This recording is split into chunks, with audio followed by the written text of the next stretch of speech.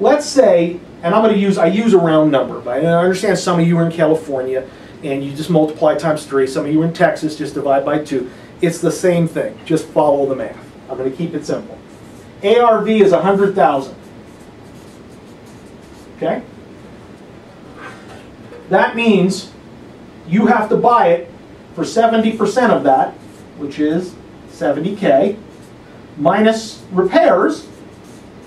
And let's say repairs to get it into ARV condition is 20. Therefore, you're going to buy it for 50 grand.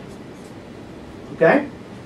Now, this is what it looks like for the fix and flip investor you're going to wholesale it to. Where's your fee? We'll get to that. Okay. So if you bought it for 50,000 and put 20 in and sold it for 100, your gross profit is 30% or 30K. Now, I love when they do this on the Flip the House shows. They say, oh, we bought it for 50, put 20 in, sold it for 100, we made 30K. That's gross profit. Gross, not net. Because then we have to subtract what? The soft costs.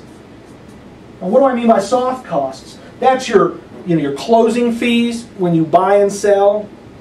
It's your borrowing money, maybe from hard money lenders at a high rate of interest. You're carrying it with taxes and insurance and utilities. There's all kinds of costs in there. There's concessions, and that could really eat up a lot. And it's going to be approximately, the soft cost should be about 50 to 60% of this gross profit. So in this case, you'd be lucky to net 15 grand out of this deal, if you're lucky.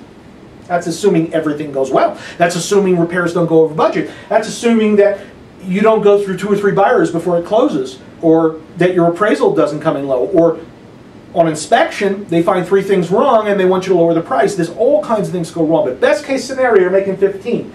Now, where does your profit as the wholesaler come in there? Most wholesalers say, well, if there's only 15 in there for the fix and flipper, then I got to offer lower than 50. I got to offer 45 because I need my 5.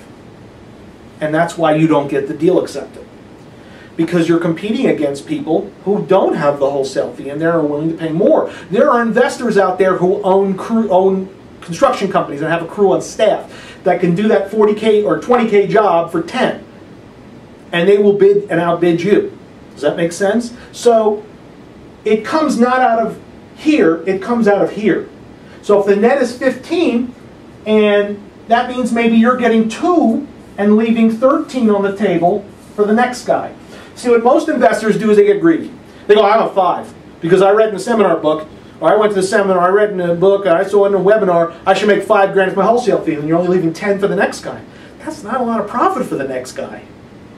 If he's only going to make 15, that's even barely profitable. But if he's only making 10, that's barely even worth doing.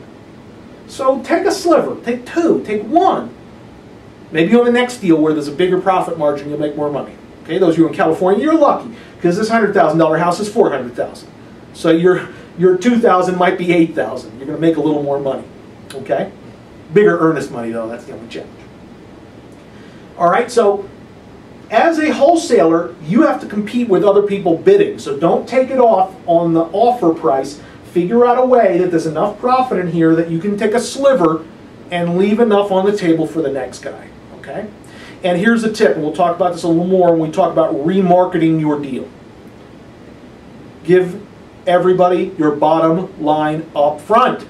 Don't ask for 7, leaving the other guy 6, because he may just blow you off. Say, that's greedy. You're getting 7, I'm getting 6, and I'm the one doing all the work. If your bottom line is 2, just put 2. All right? Don't be greedy. You want these people coming back to you and buying from you. As soon as they get a bad feeling that you're being greedy, they're not going to open your emails anymore.